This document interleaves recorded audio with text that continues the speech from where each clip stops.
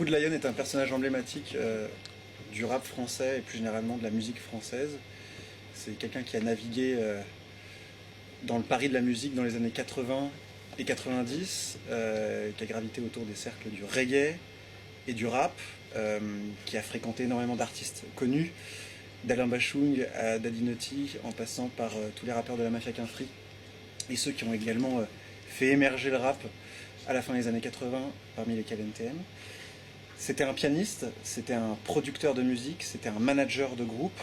C'est quelqu'un qui incarne une époque, c'est quelqu'un qui incarne une génération, c'est quelqu'un qui incarne une ville aussi, Paris.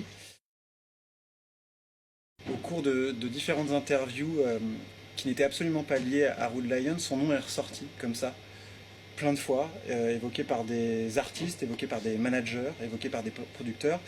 Et comme une sorte de déformation professionnelle, j'ai commencé à m'intéresser à son personnage. Je me suis rendu compte qu'il n'y avait pas grand-chose d'écrit à son propos sur Internet, que son nom était absent des livres qui retraçaient l'histoire du rap, qu'il n'y avait aucune vidéo, aucune interview de lui.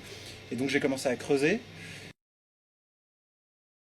J'ai rencontré beaucoup de monde en fin de compte. J'ai collecté 93 témoignages de personnes l'ayant fréquenté, l'ayant beaucoup connu, ayant collaboré avec lui, ayant été son ennemi aussi parfois, pour essayer de retracer son parcours du milieu des années 80 à sa mort en 1999. C'est un livre qui fait œuvre de mémoire pour retracer la vie de quelqu'un qui est finalement très important pour le rap et la musique française. Et c'est aussi un livre qui retrace une vie hors du commun, qui se termine mal, mais qui a quelque chose de romanesque et de, à mon sens, particulièrement hors norme.